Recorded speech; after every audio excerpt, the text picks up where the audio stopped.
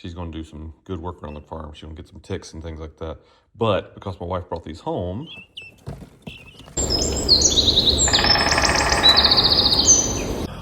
about profitability for this property, we have multiple things going on. We got campsites. Campsites can be rented. People come out and camp and have fun. Once the campsite, that's one aspect.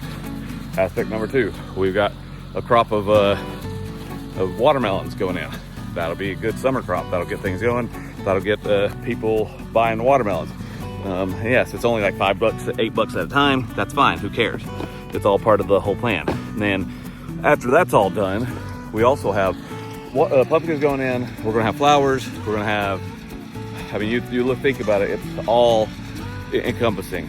You have to have, when you have land like this, especially almost 70 acres, you have to make it profitable. You have to make sure it pays for itself.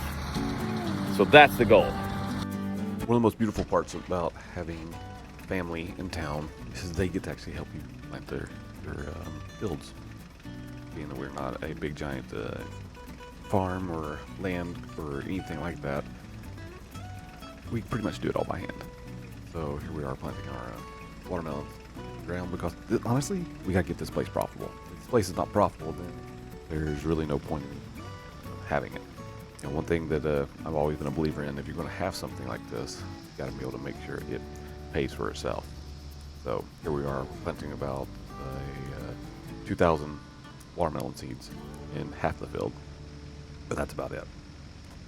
Field is planted, at least half of it.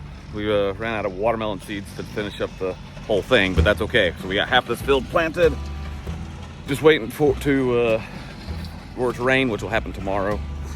And then we got rain next week, which is good. So we're getting the watermelons in the ground at the right time. Gonna have a good, pretty much acre and a half of watermelons at least come in. So that's a good thing. Had the family out here, they're all helping.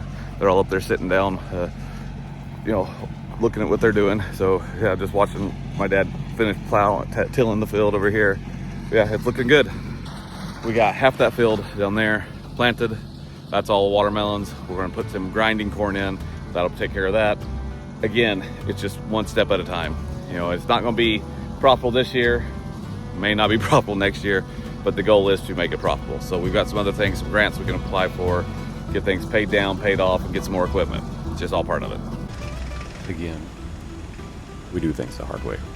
My dad's supposed to be getting a cultivator, but until then, we're doing it all by hand. So a little bit of a hoe and a lot of leg work with what's happening. My wife decided to bring home some little guests. Oh, I mean little guests. I mean these little fellas, or girls, or ladies, or whatever. Walk into it. These little guys. We got 8 little guinea. So we got some guinea hens. Got some boys and some girls in here. They're nervous because they're worried about predators, but I'm no predator and they'll get used to us. So look, this little girl here, she's gonna do some good work around the farm. She's gonna get some ticks and things like that. But because my wife brought these home, that puts a small job for me, because I do know that they do need some type of a shelter. Now, as they get bigger, they'll most likely roost in the trees. But until then, they need some place that they can go, someplace they can scratch, kind of treat them like, chickens in a way.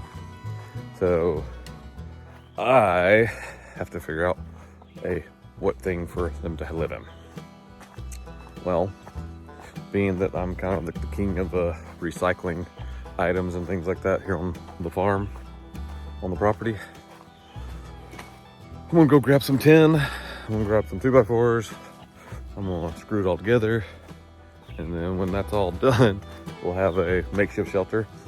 Probably not use it full time. I mean, I'll make it where it's usable for all of them, but then I'll make it where it's feasible and usable for them if they want to as they get bigger, but most likely it'll be transferred into something else or used for the chickens. But until then, they need a place to live, because they're going to outgrow that little tote in the garage, in a matter of a couple of weeks. At the longest, a couple of weeks. So I've got to find 2 pieces of short metal that I can use, or cut one of the long pieces up. Kind of think about this. Do I use the bigger pieces? Do I use 2 big pieces? I don't know. Comes down to the decisions and how much wood I really want to use, because I need the wood for other projects. And I don't really want to buy a bunch of more wood, but yeah.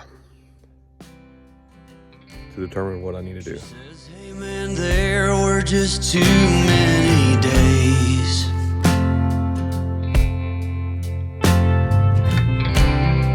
when our good intentions only got in the way.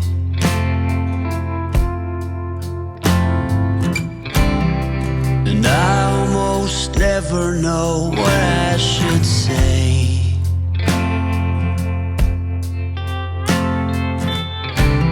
Maybe nothing nowhere ever was that okay.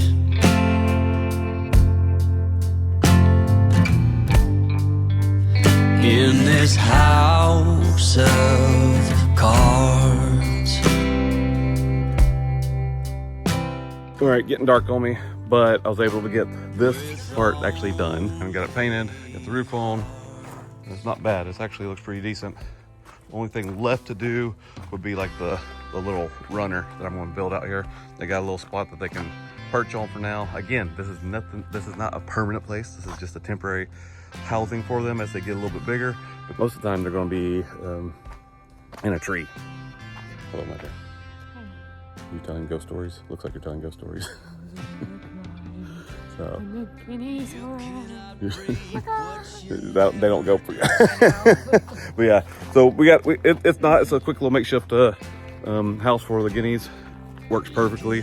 It's temporary, it's small. We can use it for chickens later. We're not gonna have a lot of chickens. I mean, if anything, we'll have 5 or 6. So, but the reality is we don't need much room for it. We'll have more quail than we will anything else. But this is perfect little home and shelter for the guineas.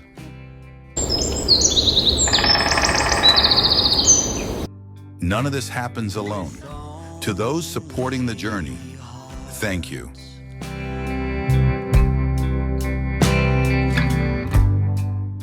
Your belief in this dream helps keep it moving forward.